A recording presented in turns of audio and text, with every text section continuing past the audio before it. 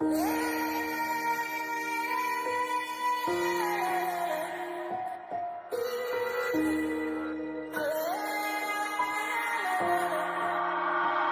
block in this slot.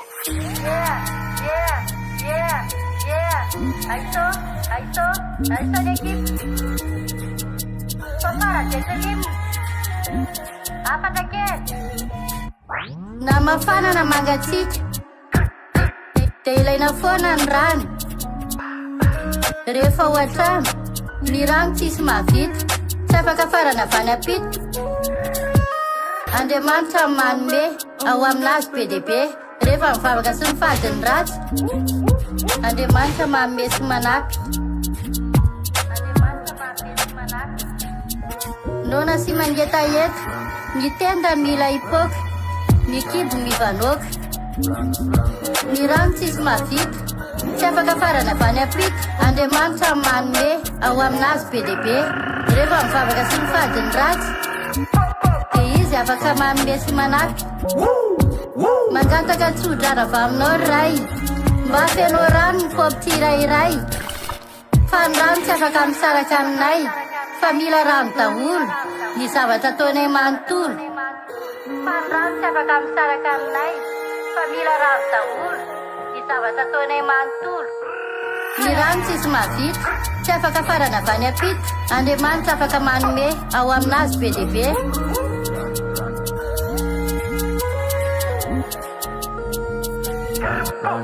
Rehefa mivavaka sy mifady ny ratsy, dia Andriamanitra manome sy manampy. Na ny fambolena, na ny fiompiana, mila rano daholo izay ataonay manontolo.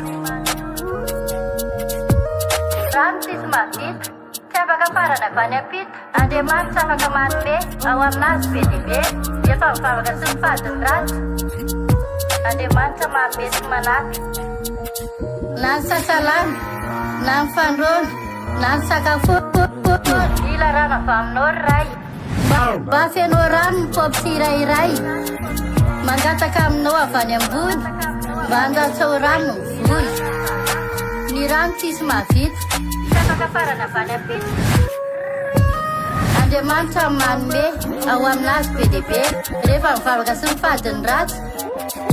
Andriamanitra manome sy manampy.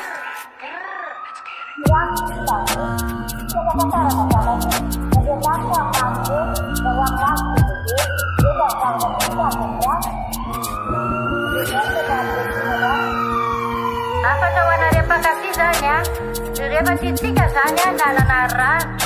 Tsy avy amin'ny olona matsy ny rano fa avy amin'Andriamanitra. Dia tokony atahotra an'Andriamanitra amin'ny lafiny rehetra. Fa rehefa matahotra an'Andriamanitra ny tsirairay a, ka mivavaka sy mifady ny ratsy, dia Andriamanitra mihitsy no manome an'ilay rano ho antsika tsirairay avy. Zay zany ny hafatra ho amin'ny mpankafy rehetra.